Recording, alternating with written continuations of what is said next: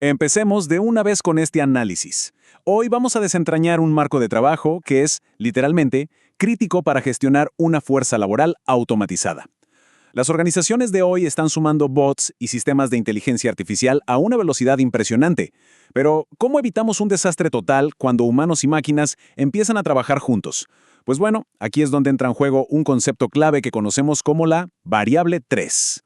Pensemos en esta pregunta por un segundo. ¿Quién asume la culpa cuando un bot mete la pata? Es una duda súper importante porque resalta el riesgo gigante de tratar a la automatización como un simple software que se instala y se olvida. Tenemos que verlo como lo que realmente es, un nuevo colega digital. Si una persona del equipo se equivoca, la cadena de mando es clarísima. Pero si un proceso automatizado falla y nadie es responsable, bueno, eso puede paralizar operaciones enteras en cuestión de minutos. Y justo para no llegar a ese nivel de caos tenemos la variable 3. En palabras sencillas, esta es la solución preventiva definitiva para integrar a los humanos, la inteligencia artificial y los bots de forma segura. Lo que nos dice es que desde el mismísimo diseño del proceso futuro hay que armar una matriz de responsabilidades muy clara. Básicamente, es integrar reglas formales para asegurar que ninguna máquina ande por ahí operando sola en el vacío. Para entender todo esto a fondo, vamos a seguir una ruta muy clara. Veremos primero los peligros de automatizar a ciegas, luego cómo definir los roles exactos y la evolución del talento humano. Pasaremos también por el soporte y las rutas de escalamiento, cómo actualizar la matriz RACI y finalmente cerraremos con la gobernanza y el control. Arrancamos con el punto número 1, el peligro de automatizar ciegamente y los riesgos de no tener una rendición de cuentas clara. Fíjense en esto porque es súper interesante. La falta de un dueño del proceso lleva a fallas en el sistema casi de inmediato. Empezamos a ver escalamientos tardíos o incidentes sin asignar que terminan en caídas operativas. De pronto aparecen los famosos bots huérfanos, programas que se topan con un obstáculo, no saben qué hacer y se quedan literalmente congelados. Como nadie tiene la responsabilidad de monitorear esa alerta específica, nadie los reinicia y todo el flujo de trabajo colapsa. Pasemos al punto 2, definir quién hace qué, identificando a los dueños del proceso. Ojo aquí, todo bot necesita sí o sí un equipo de apoyo humano. No sirve de nada decir simplemente el departamento de finanzas se encarga. Se necesitan roles súper precisos.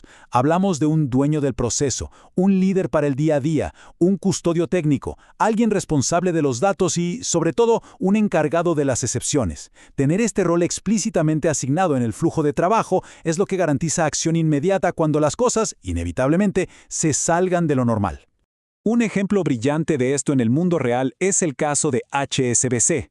Ellos asignan un responsable para cada etapa automatizada. Esto nos demuestra que confiar en tecnología de punta no significa dejarla a la deriva. Todo lo contrario, para mantener la continuidad operativa y evitar interrupciones, se requiere de una supervisión humana bastante estricta en cada interacción digital. Y esto nos lleva al punto 3. La evolución del trabajo humano y esa transición hacia actividades de verdadero alto valor. Hay un mito enorme de que la automatización simplemente elimina la necesidad de tener personas, y para nada es así. La realidad es que la naturaleza del trabajo da un giro radical. El esfuerzo humano deja atrás tareas mecánicas como la entrada de datos para enfocarse al 100% en el juicio analítico.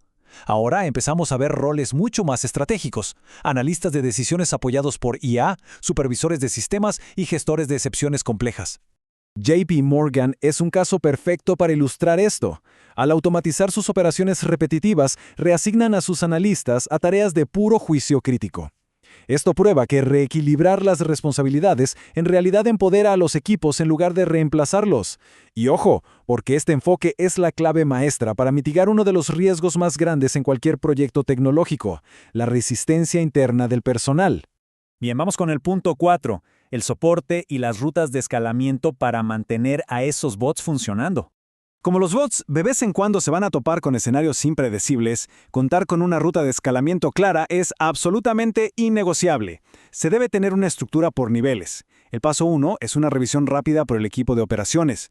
Si es un fallo técnico, pasa al nivel 2 con la plataforma RPA o de inteligencia artificial.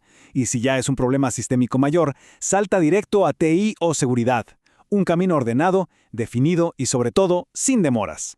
Por eso vemos que las grandes empresas globales están creando verdaderos centros de comando.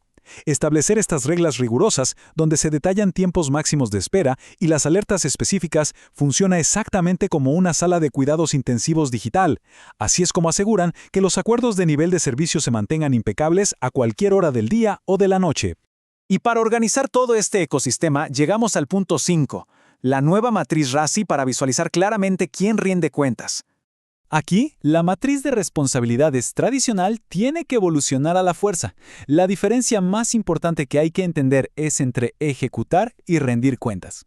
A ver, un bot puede tener la responsabilidad operativa de entrar los datos, claro, para eso está, pero un humano siempre rinde cuentas sobre ese resultado final.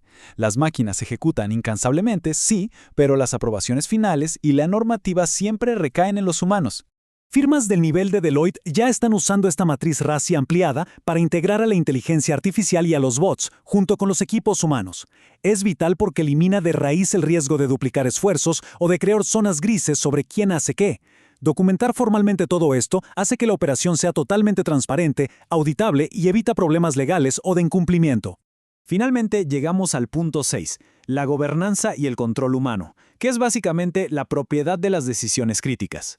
Al final del día, la verdadera seguridad de una operación depende de garantizar que las máquinas jamás, bajo ninguna circunstancia, tengan la última palabra en asuntos sensibles.